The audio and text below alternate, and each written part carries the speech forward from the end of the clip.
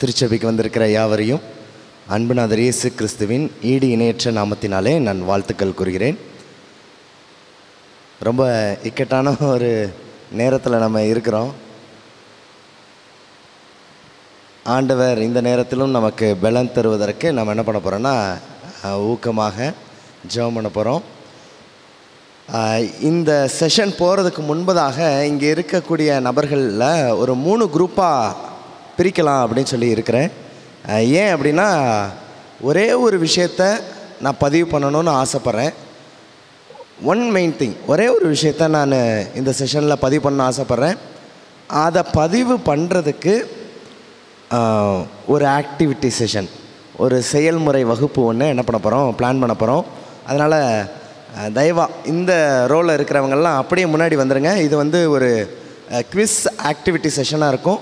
அதிலிருந்து நம்ம என்ன பண்ண போகிறோம் அப்படின்னா ஒரு அழகான பாடத்தை நம்ம படிக்க போகிறோம். பின்னாடி இருக்கிறவங்க ஜஸ்ட்டு முன்னாடி வந்துடுங்க.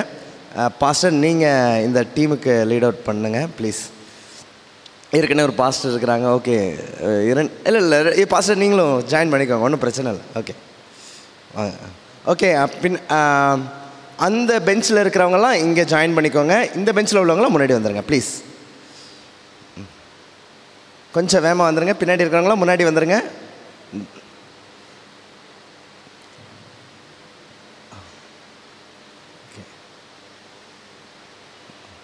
இன்றைக்கி நம்முடைய வேதாகமத்தின் அறிவுக்கான ஒரு பரீட்சையாக இருக்கும் என்று நான் நம்புகிறேன். முன்னாடி இங்கே வந்துடுங்க, 3rd ரோக்கு வந்துடுங்க, முன்னாடி வந்துடுங்க. 3 டீமாக நம்ம என்ன பண்ண போகிறோம், பிரித்து பார்க்க போகிறோம். ஒருவேளை ஓகே ஈக்குவலான சப்போர்ட் இருக்குன்னு நம்புகிறேன். ஓகே, ஒருவேளை எப்படி நீங்கள் 3rd டீம் கொஞ்சம் அவங்களுக்கு நீங்கள் கூட ஹெல்ப்புக்கு பண்ணாங்களா? ஓகே ஓகே ஓகே சரி. வேறு ஓகே ஃபைன். சரி, தலைப்பு இன்றைக்கி என்ன அப்படின்னா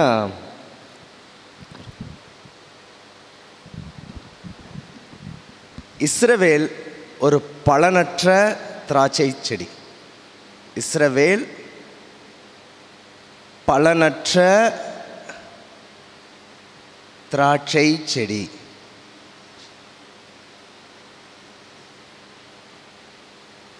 ஓகே சரி, இதை பார்க்குறதுக்கு முன்பதாக ஒரு கேள்வி, அந்த கேள்விக்கான ஒரு செயல்முறை வகுப்பு ரொம்ப இன்ட்ரெஸ்டிங்காக இருக்க போகுது. சரிங்களா? ஓகேவா? சரி, ரொம்ப ஈஸியாக ஸ்டார்ட் ஆகும் இந்த கேமு, ஆனால் போக போக கொஞ்சம் கஷ்டமாயிரும். சரிங்களா? ஓகேவா? சரி, கேம் என்ன, நம்ம இன்றைக்கி என்ன இது பண்ண போகிறோம் அப்படின்னா பழைய ஏற்பாட்டில் ஆண்டவர் மக்களை கண்டிப்பதற்கும் மக்களுக்கு ஆலோசனை கொடுப்பதற்கும் அனுப்பின தீர்க்கதரிசிகளுடைய பட்டியலை நம்ம என்ன பண்ண போகிறோம், பார்க்க போகிறோம். சரிங்களா?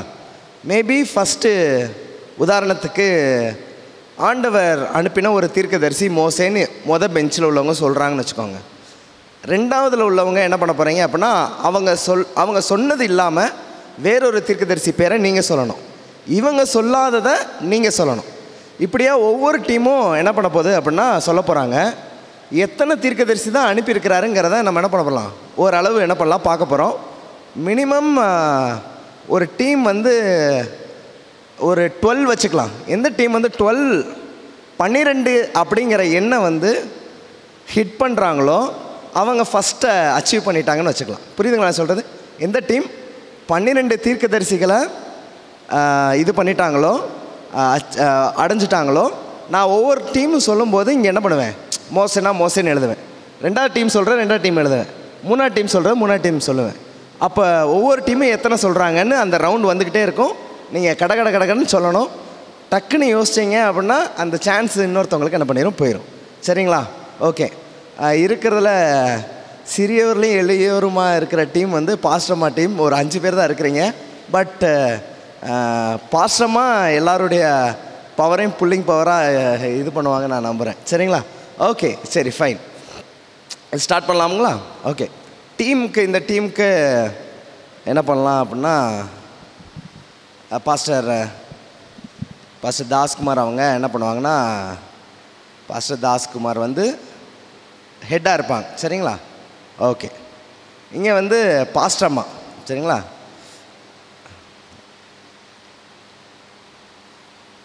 தேன்மொழி அக்கா இதுவாக இருப்பாங்க. அந்த டீமில் வந்துட்டு அம்மா பேருமா பிரேமா. பிரேமா அம்மா வந்து என்ன பண்ணுவாங்கன்னா தலைவராக இருப்பாங்க. சரிங்களா? ஓ அவங்க பாஸ்டர். ஓகே. ஒரு ஒரு சின்ன அடையாளத்துக்காக என்ன பண்ணியாச்சு, போட்டாச்சு. சரிங்களா? ஓகே. தம்பி நீங்கள் இவங்க கூட ஜாயின் பண்ணிக்கோங்க. ஏற்கனவே அந்த பல தூண்கள் இருக்கிற ஒரு குழு. ஓகே சரி ஃபைன். நம்ம ஸ்டார்ட் பண்ண போகிறோம். பாஸ்டர் டீம்லேருந்து என்ன பண்ணலாம், ஸ்டார்ட் பண்ணலாம். 1 2 3. சரிங்களா? ஓகே பாஸ்டர் நீங்கள் ஃபஸ்ட்டாக ஆரம்பிங்க. ஆண்டவர் இஸ்ரேல் மக்கள் மனம் திரும்ப அனுப்பின தீர்க்கதரிசி யார்? யார்? ஏனோக்கு. சரி, ஏனோக்கில் ஸ்டார்ட் பண்ணிட்டாங்க. ஏனோக்கு.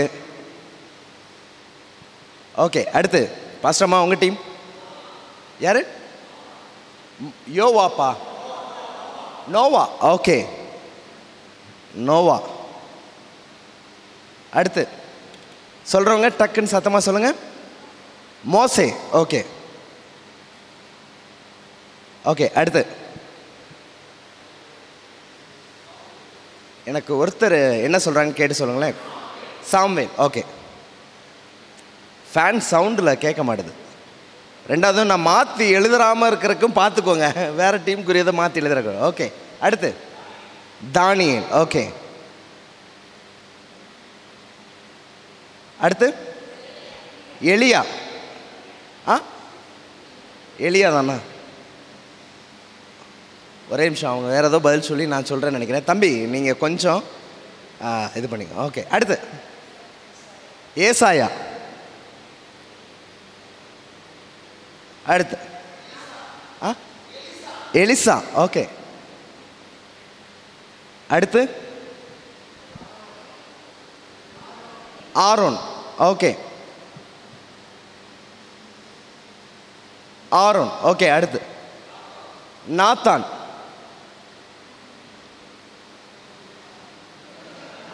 ஓகே அடுத்து எரேமியா. ஓகே அடுத்து யார்? எசேக்கியேல். எல்லாரும் ஈஸியாக போகிற மாதிரி இருக்குது. இன்னும் கொஞ்சம் ஒரு 2 ரவுண்ட் போச்சுன்னா இன்னும் கொஞ்சம் டஃப் ஆகும். ஓகே சொல்லுங்கள் நீங்கள் இந்த டீம் யார்? ஆபிரகாம். ஓகே ஓகே அடுத்து யோனா. சூப்பர். இல்லை இல்லை old testament prophet. No problem. சரிங்களா? ஓகே அண்ணா. ஓகே ஆமாம் பாஸ்டர் சொன்னது இஸ்ரவேல் தான் சொன்னேன் நான். யோனா வந்து புறஜாதியாருக்கு சொல்லப்பட்டது. ஓசியா. ஓகே சரி ஓசியா. ஓகே அடுத்து யார்? காத். ஓகே காத்துன்னு ஒரு தீர்க்கதரிசி இருந்தார். Okay fine. இப்போ ஆளுக்கு 5 வந்தாச்சு, 15 வந்தாச்சு. ஓகேங்களா? 15. ஓகே அடுத்து யோவேல். ஓகே அடுத்து யார்? மீகா. ஓகே அடுத்து நாகும். ஓகே அடுத்து ஆமோஸ். அடுத்து தெபோரால். சூப்பர். முதல்ல பாஸ்டர் கரெக்டா ஸ்பெல்லிங்கு? ஓகே சரி அடுத்து உள்தால். ஓகே யோசியா ராஜா காலத்தில் உள்ள பெண் தீர்க்கதரிசி. ஓகே அடுத்து யார்? ஆகாய். ஓகே அடுத்து ஆமோஸ் ஏற்கனவே வந்துருச்சு. யார்? சகரியா. ஓகே அடுத்து ஆபகுக் யாரோ சொன்ன வரலையா? Okay okay. அடுத்து மீகா. மீகா எழுதியாச்சு. செப்பனியா. ஓகே செப்பனியா. அடுத்து மல்கியா. ஓகே. அடுத்து அடுத்து ஒபதியா. அடுத்து என்ன சொல்றாங்க? தாவீது. ஓகே.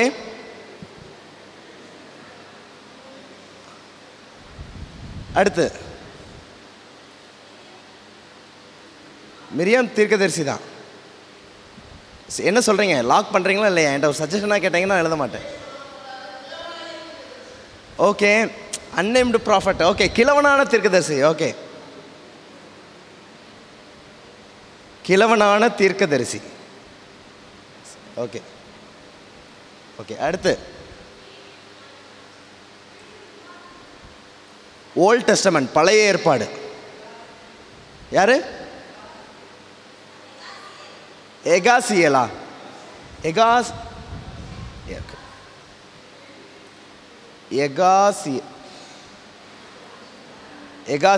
ஓகே. அடுத்து ஒபதியா சொல்லிட்டாங்க. ஆமாம். யாரு? அசரியா. ஓகே அசரியா. அடுத்து கொஞ்சம் யோசிங்க. இல்லைங்க, இவங்க தான். இஸ்ரா தீர்க்கதரிசியில் வரமாட்டாங்க. ஆக்சுவலி இதிலே சில பேருக்கு டபுள் ரோல் தான். ஸ்ட்ரெயிட்டாக பியூர் ப்ராஃபிட்னாலே சில பேர் ஃபில்டர் பண்ணலாம். பட் சொல்லுங்கள், இஸ்ரா இல்லை, வேறு தீர்க்கதரிசி இல்லைன்னா சான்ஸ் இன்னொருத்தவங்க போவோம்.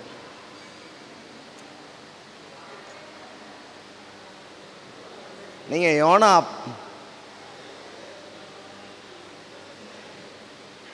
சரி, என்ன பாஸா? அப்போ ஃபெயிலு.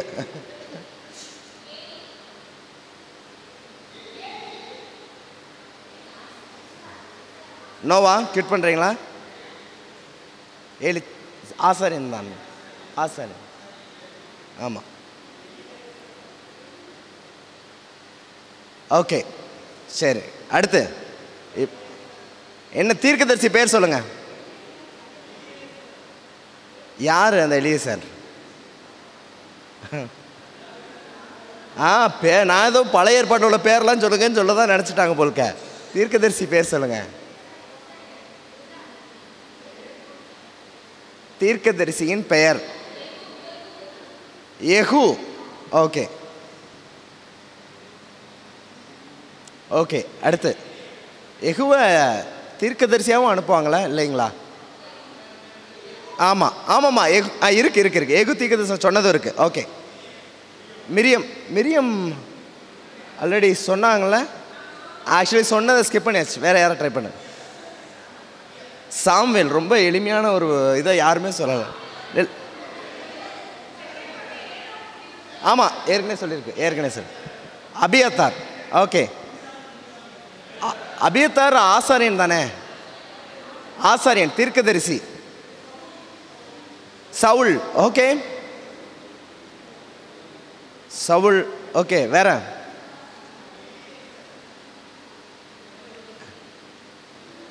போன ரவுண்டுக்கே நீங்கள் என்ன பிக்கப் பண்ணல. நீங்கள் யோசிங்க. நீங்கள் ஃபஸ்ட்டு சொன்ன மைனர் ப்ராஃபிட் பேர்லாம் வந்துருச்சாங்கிறத பாருங்கள். அதுக்கப்புறம் ராஜாக்களை சந்தித்த தீர்க்கதரிசிகள்லாம் யாருன்னு பாருங்கள், சின்னவங்களோ பெருசோ. ஓகே போகலாமா?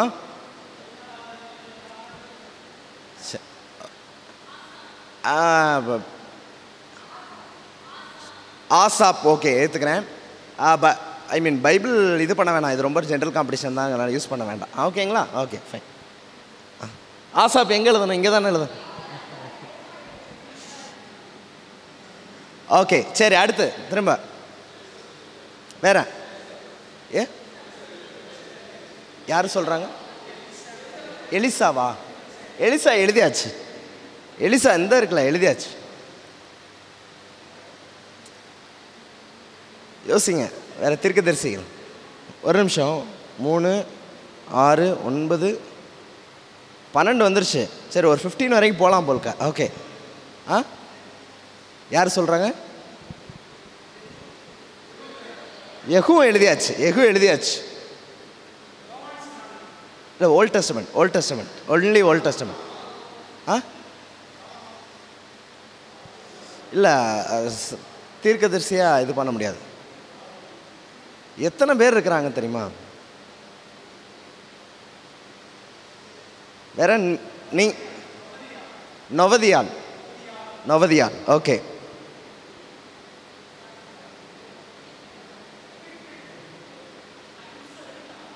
ஓகே, அடுத்து நீங்கள் தான் அடுத்து.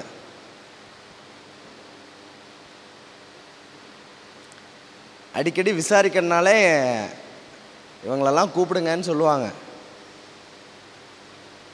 விசாரிக்கிறதுக்கு வந்த தீர்க்கதரிசிகள் யாரு? மிகாயா. ஓகே, அவங்க க்ளூவை பிடிச்சிட்டாங்க. மிகாயா. ஓகே, அடுத்து இங்கே அடுத்து உரியா. ஆம். ஓகே, நீங்கள்?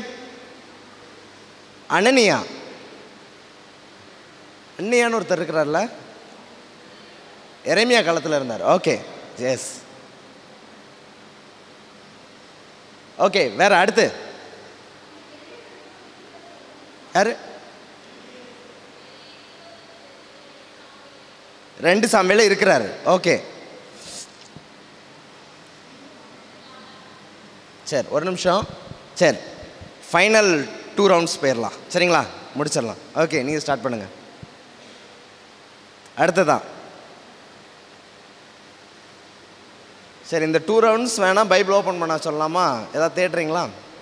சரி, 2 ரவுண்ட்ஸ் பைபிள் அலௌடு. பைபிளை திறந்துக்கலாம்.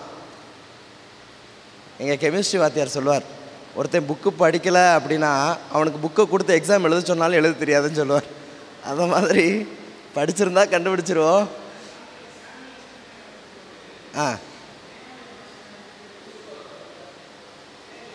ஓகே. சாமுவேல் சிறு வயதாக இருக்கும்போது தேவனுடைய மனுஷன் ஒருத்தர் வருவார். ஓகே, அன்னேம்டு ப்ராஃபட் வச்சுக்கலாம். வேறு யாராவது ஏதாவது நேம்டு பர்சன் இருந்தால் சொல்லுங்கள், இல்லைன்னா நம்ம எழுதிக்கலாம்.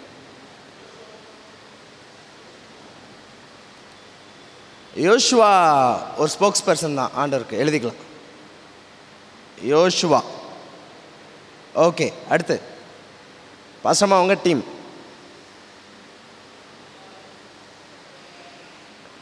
ராத்திரி நேரம் இந்த சிபியூலாம் கொஞ்சம் என்னவாயிருது, ஸ்லோவாகிடுது. ஓகே, என்ன போகலாமா? அதான் 1வது பக்கத்துலேருந்து தேட ஆரம்பிச்சிருக்கோம் இல்லைங்களா? ஓகே,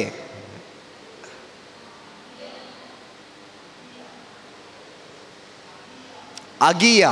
ஓகே, ஏன் பிள்ளைக்கு பேர் வைக்கிற மாதிரி ஒரு பேராக சொல்கிறீங்க? நான் பிறகு ஆதாரம் கேட்பேன், ஞாபகம் வச்சுக்கோங்க. ஓகே, அகியா. ஓகே, அடுத்து ஃபைனல் ரவுண்டில் ஃபைனல் செஷன் உங்களுக்கு. லோத்து ஒரு மென்ஷன்டு ப்ராஃபட்டாக இருந்தால் நல்லாயிருக்கும்னு நினைக்கிறேன். வேறு யாராவது?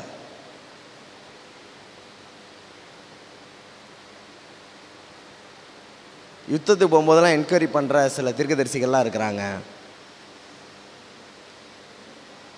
ஏகப்பட்ட தீர்க்கதரிசி இருக்காங்க. நான் ஒரு அன்னேம்டே ஒரு 46க்கு மேலே, சாரி நேம்டே 46க்கு மேலே நான் என்ன பண்ணியிருந்தேன், எடுத்து வச்சுருந்தேன். நான் உள்தால் எழுதிட்டாங்க.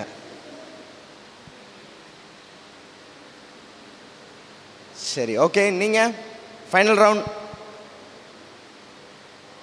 எபி உங்கள் டீம். பெனாயா.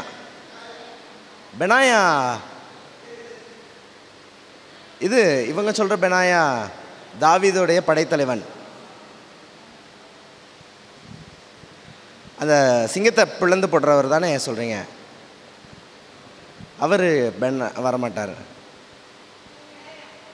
யார்? பிழையாம் வந்து டுவர்ட்ஸ் இஸ்ரேலைட் தான்.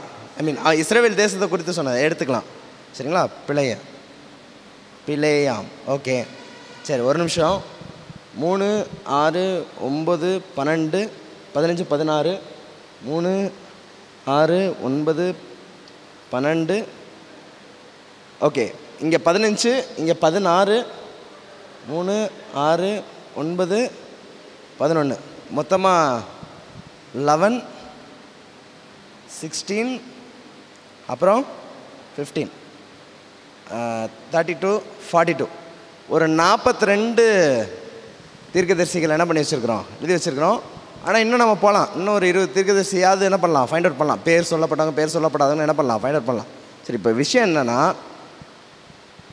இஸ்ரவேல் மக்கள் என்னவாக இருந்தாங்கன்னா, ஒரு திராட்சை செடியாக ஆண்டவர் வச்சுருந்தார். இந்த திராட்சை செடியை காப்பதற்காக, காப்பாற்றுவதற்காக ஆண்டவர் ஒவ்வொரு காலத்திலையும் யாரை அனுப்புகிறாரு, தீர்க்கதரிசிகளை அனுப்பிக்கிட்டே இருக்கிறாரு. ஆனால் அவ்வளவு தீர்க்கதரிசிகளை அனுப்பியும் அவங்க என்ன பண்ணலை, ஏற்றுக்கலை. அப்போ rejection of a prophet's message, ஒரு தீர்க்கதரிசியின் செய்தியை நிராகரிப்பது என்பது அவங்க வாழ்க்கையை பலனற்றதாக ஆக்கிவிட்டது. நான் சொல்கிறது புரியுதுங்களா? ப்ராஃபட்டை அனுப்பிக்கிட்டே இருக்காங்க. எவ்வளோ ப்ராஃபட்டு? நம்ம எழுத 42, பைபிளில் போனீங்கன்னா இன்னும் எக்கச்சக்கமான ப்ராஃபட்டு தீர்க்கதரிசிகளை அனுப்பிக்கிட்டே இருக்கிறாங்க. ஆனால் எவ்வளோ தீர்க்கதரிசிகளை அனுப்பினாலும் அவங்க என்ன பண்ணிட்டாங்க, ரிஜெக்ட் பண்ணிட்டாங்க. அதுலேயும் எல்லா தீர்க்கதரிசிகளுடைய மையமும் இயேசுவாக இருந்தார். இயேசு மாம்ச அவதாரமாக வந்தபோதும் அவங்க என்ன பண்ணிட்டாங்க, நிராகரிச்சிட்டாங்க. அப்போ இஸ்ரவேல் மக்கள் பலனற்ற திராட்சை செடியாக இருந்ததுக்கு காரணம் என்ன அப்படின்னா, because of rejecting prophet's message. சரிங்களா? ஓகே, இப்போ ஒரு உதாரணம், இதை ப்ராக்டிக்கலாக எப்படி புரிஞ்சுக்கிறேன்னு சொல்கிறேன். இன்றைக்கி மொதல் செஷன் எந்த பாஸ்டர் எடுத்தாங்க? முத்துக்குமார் பாஸ்டர். ஓகே, அடுத்து Barnabas Joel. Okay, pastor Das Kumar எடுத்தாங்க. எத்தனை பாஸ்டர் வந்துட்டாங்க? 3 பாஸ்டர் வந்துட்டாங்க இல்லைங்களா? அப்போ ஆண்டவர் வேறு யார் பாஸ்டர்ஸ் வந்தாங்களா? பாஸ்டர் நமக்கு இத்தனைக்கும் காவல் காக்கிற மாதிரி ப்ரேயருக்கும் சரி இதுக்கும் சரி பாஸ்டர் சுகானந்தமும் அவங்களும் நம்ம கூட இருக்கிறாங்க. அப்புறம் ராஜபாளையத்துலேருந்து பாஸ்டர் வந்தாங்க. அப்போ பாருங்கள், ஆண்டவர் தன்னுடைய பிள்ளைகளை காப்பதற்கு ஊழியக்காரங்களை அனுப்பிக்கிட்டே இருக்கிறாரு. The denial of pastors message, denial of prophets message, தீர்க்கதரிசியின் செய்திகளை நிராகரிப்பதும் போதகர்களுடைய செய்திகளை நிராகரிப்பதும் ஒரு பலனற்ற வாழ்க்கைக்குள்ளே நம்மளை என்ன பண்ணுது, வழி நடத்துது. இதுக்கு 2 காரணம். என்ன காரணம்னா, சில பேர் இந்த செய்தியை மனதார நிராகரிக்கிறாங்க. அதாவது எனக்கு இந்த சத்தியமே வேணாம் அப்படின்னு நிராகரிக்கிறாங்க. சில பேர் எவ்வளோ நாள் என்ன பண்ணிக்குவாங்க, கேட்டுக்குவாங்க, ஆனால் என்ன பண்ண மாட்டாங்க, செயல்படுத்த மாட்டாங்க. They will come to church, சபைக்கு வருவாங்க, உபாச கூட்டத்துக்கு வருவாங்க, ஓய்நாள் பள்ளிக்கு வருவாங்க, எல்லாத்துக்கும் வருவாங்க, கேட்பாங்க, நல்லா கேட்பாங்க. ஆனால் அதை வீட்டில் நம்முடைய வாழ்க்கையில் கடைபிடிப்பதற்கு என்ன பண்ண மாட்டாங்க. அப்போ ஒரு கூட்டம் டினை பண்ணுது, அந்த செய்தியை ஏற்றுக்க மாட்டுது. ஒரு கூட்டம் கேட்குற மாதிரி இருக்குது, ஆனால் என்ன பண்ணல, செயல்படுத்தலை. சரி, 2 பேருக்கு எதுவும் டிஃப்ரென்ஸ் இருக்கா? ஒரு கூட்டம் கேட்கவே இல்லை, அதாவது ரிஜெக்ட் பண்ணிடுது, அதெல்லாம் எனக்கு தெரியாதா அப்படின்னு ரிஜெக்ட் பண்ணிடுது. இன்னொரு கூட்டம் கேட்குது ஆனால் செயல்படுத்தலை. 2மே என்ன கேட்டகரியில் தான் வராங்க, பலனற்ற திராட்சை செடியாக. ஆனால் நாம் இன்றைக்கி சபைக்கு வரும்போது ஆண்டவர் அநேக போதகர்கள் மூலமாக சத்தியம் கொடுக்குறார். உதாரணத்துக்கு என்கிட்ட யாராவது நீங்கள் எந்த சர்ச்சுன்னு கேட்டாங்கன்னா, மதுரை சென்ட்ரல் சர்ச். பாஸ்டர் பேர் என்ன?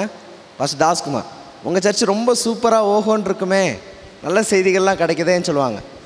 சில சபைகளில் ரொம்ப வல்லமையான செய்திகள் கிடைக்கக்கூடிய இடங்கள் இல்லாமல் இருக்கிறதையும், சூழல் இருக்கிறதையும், சில நேரத்தில் மக்களுடைய தாகத்துக்கு ஏற்ற செய்திகள் போதகர் இடத்துலேருந்து வராமல் இருக்கிறதையும் பார்க்க முடியுது. அப்போ என்ன சொல்லுவாங்க, உங்களுக்கு பாஸ்ட் என்னவாக இருக்கிறாரு, ஓஹோன்னு இருக்கிறாங்க, எங்களுக்கு அப்படி இல்லைன்னு சொல்லிட்டு வருத்தப்படுறதுக்கு. ஆனால் இந்த கடைசி காலங்கள்லாம் ஆண்டவர் அதையும் என்ன பண்ணிட்டாரு, உடைச்சிட்டார். எப்படி? நீங்கள் சத்தியம் கேட்கணுன்னா காலைல எந்த சர்ச்சுக்கு போனாலும் மதியம் வந்து என்ன பண்ணிடலாம், யூடியூப்பில் போய் எம்சிடிசின்னு என்ன பண்ணிடலாம், பார்த்துடலாம் இல்லைங்களா? நான் சொல்கிறது, நீங்கள் எந்த சபையாக வேணால் இருக்கலாம், உங்கள் போதகர் யாராக வேணா இருக்கலாம், ஆனால் உங்களுக்கு பிடித்த போதகர் பாஸ்டர் தாஸ்குமாராக இருக்கலாம், இல்லை பாஸ்டர் ஃப்ரெட்ரிக் பாலாக இருக்கலாம், இல்லை பாஸ்டர் ஜான் மில்கியாக இருக்கலாம், இல்லை பாஸ்டர் மார்ஷல் ஐசாக்காக இருக்கலாம். சத்தியத்தை போதிக்கக்கூடிய யாரெல்லாம் இருக்கிறாங்களோ அவங்க செய்தியை நீங்கள் எங்கே இருந்தாலும் கேட்கக்கூடிய ஒரு அனுகூலத்தை ஆண்டவர் என்ன பண்ணிட்டாரு, ஏற்படுத்தி கொடுத்துட்டாரு. சரிங்களா? உங்கள் வாழ்க்கையிலேயே ஆண்டவர் எத்தனை தீர்க்கதரிசிகளை அனுப்பியிருக்கிறாருன்னு தெரில, இல்லைங்களா? நான் சொல்ல புரியுதுங்களா? இந்த சபைக்கே எத்தனை போதகர்கள் ஆண்டவர் கொடுத்துருக்கிறாருன்னு ஒரு லிஸ்ட் எடுத்தாலோ, உங்கள் தனிப்பட்ட வாழ்க்கையில் எத்தனை போதகர்கள் போதனைகளை நீங்கள் கடந்து வந்தீங்கன்னு எடுத்தாலோ, ஆண்டவர் இந்த திராட்சை செடியை காப்பாற்றுறதுக்கு அவ்வளவு தீர்க்கதரிசிகளை அனுப்புகிறாரு. ஆனால் அந்த கண்டினியூவல் டினையல், அதை மறுத்துக்கிட்டே இருக்கிறது, அதை டினை பண்ணிக்கிட்டே இருக்கிறது எதை கொண்டு போய் நிப்பாடுதுன்னா பலனற்ற ஒரு தன்மைக்குள்ளே கொண்டு போய் நிப்பாடுது. அப்போ நாம் கற்றுக்கிற ஒரு பாயிண்ட் என்ன அப்படின்னா, தீர்க்கதரிசிகளின் வார்த்தைகளை இஸ்ரேல் மக்கள் நிராகரித்தது போல ஆண்டவர் இப்பொழுது போதகர்களை, ஊழியக்காரர்களை அனுப்பி கொடுக்கக்கூடிய செய்திகளை நம்ம என்ன பண்ணிடக்கூடாது, நிராகரிச்சிடக்கூடாது. இந்த நிராகரிப்பு நம்மளை நித்தியத்தை விட்டே வழிவிலக செய்யும். இதுதான் பாயிண்ட். இந்த ஒரே பாயிண்ட்டை நான் அட்ரஸ் பண்ண நினைக்கிறேன். இது இனஃபாக இருக்கும்னு நான் நினைக்கிறேன். நிச்சயமாக உங்கள் லைஃப்பில் உள்ள நீங்கள் சந்தித்த போதகர்கள், அவங்களுடைய போதனைகளை ஒரு லிஸ்ட்டு என்ன பண்ணுங்கள், எழுதுங்க. எத்தனை பாஸ்ட்னால உங்களை என்ன பண்ணியிருக்காரு ஆண்டவர் பாதுகாத்துருக்கிறாரு, தேவையானதெல்லாம் வெட்டி இருக்கிறாரு, உங்களை உயிர்ப்பிச்சிருக்கிறாருங்கிறத பாருங்கள். அவ்வளோ பேரை அனுப்பிச்சோம் நம்ம திருந்தலைன்னா என்ன ஜென்மம்னு சொல்லலாம், நம்மளை திருந்தாத ஜென்மம் தான் சொல்ல முடியும். புரியுதுங்களா நான் சொல்கிறது? இவ்வளோ அனுகூலம் பண்ணியும் நம்ம திருந்தலைன்னா என்ன ஜென்மம், திருந்தாத ஜென்மம் அப்படின்னு தான் நம்ம சொல்லணும். ஆனால் அப்படி இல்லாதபடி ஆண்டவர் இவ்வளோ எஃபர்ட் போட்டது வீணாகாதபடி ஒப்பு கொடுப்போம். ஆண்டவர் நமக்கு உதவி செய்வார். அதனால் எல்லா செய்தியும் ஆண்டவர்கிட்டருந்து வந்த செய்தியாக நம்ம பார்க்கும்போது கர்த்தர் நிச்சயமாக நம்மை ஒரு பலனற்ற திராட்சை செடியை, ஆவிக்குரிய இஸ்ரவேலர்களை எண்ணற்ற பலன் தரக்கூடிய திராட்சை செடியாய் மாற்றுவாராக. ஆமேன், ஆமேன்.